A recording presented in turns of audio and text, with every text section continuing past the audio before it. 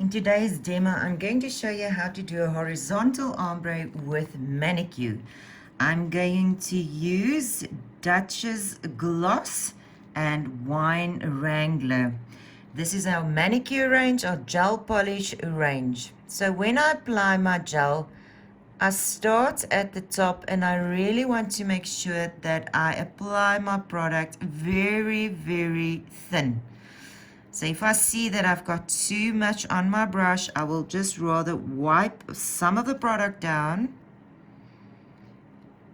And what I want to do is I want to cover more or less 2/3 of this nail.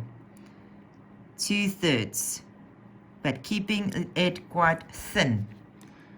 So I'm also thinning it out so that I can concentrate on that cuticle area of mine.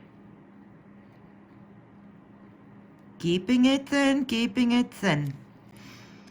Right, then I'm going to go to with my Wine Wrangler. It is a darker color. I want to stay in the same shades because they will just ombre much easier. And doing an horizontal ombre is more time consuming. So I'm just going to make the connection there with my previous color. Never throw old micro detailers away. They come in handy. And what I want to do is I literally want to squash it. I want to squash it. And then I'm going to start and work it in very gently from the one side to the other side. So I literally want those little bristles to stand up and to help me to keep that blending going. So I'm going up, down, up, down, up, down. And then I go to the other side again. And again to the other side. Right. And it depends on my shades. How much do I have to blend to get that ombre going? So for my first coat, I am going to cure that one. Alright, I'm going to start again with my Dutch's Gloss. Make sure that I don't have a lot on my brush. I want to keep those layers thin. Mani.Q should be applied very thin. And remember that it is a soft gel, so it can be soaked off. So I literally wipe off any product that is too much on my brush. And now I'm covering 1/3 of my nail. Only 1/3 of my nail, not all the way down 2/3. So just absolutely wiping it. Even if you have to take a nail wipe and wipe your brush on a nail wipe to get rid of the excess gel, then you do that. And I'm going to switch over to Wine Wrangler. Again, very little on my brush. Mani.Q needs to be applied very sparingly and very little. And then I make contact with my previous line. So I want to get the blend going, to get that fade. And then again, squashing my brush, and then literally start on the right side and working it very gently through to the other side.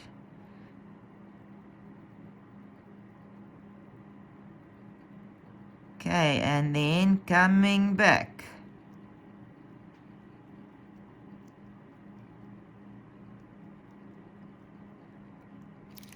I have to do this until we see an ombre, that the two colors blend into each other.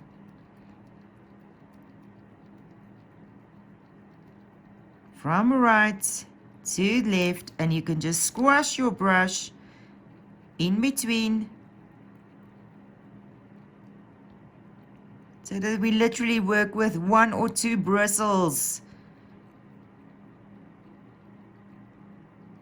Just get that ombre going. So it is more time consuming, than your horizontal ombre.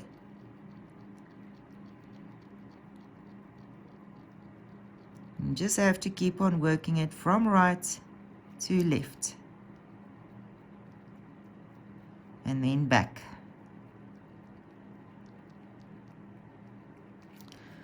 Okay. Going to squash my brush a little bit more and then again just work it in from right to left.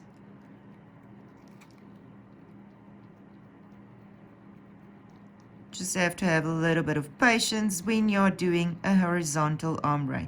And now I'm absolutely just coming down with my product so that I don't get a visible line there.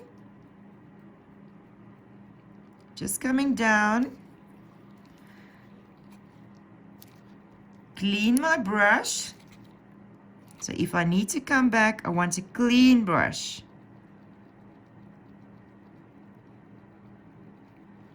To get my ombre going.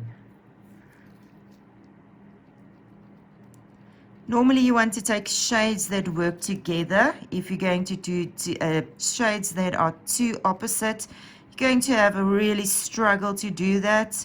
It's not so easy to do different shades.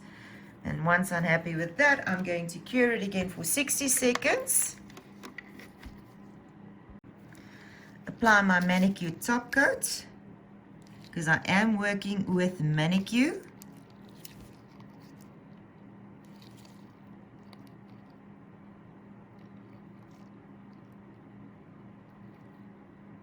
Just float it on, but again, still a thin layer.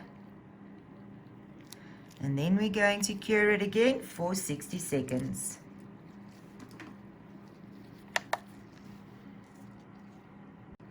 I'm using Mani.Q cleanser because that will give me a higher shine on my Mani.Qs. And then just wipe the tacky inhibition layer of Mani.Q.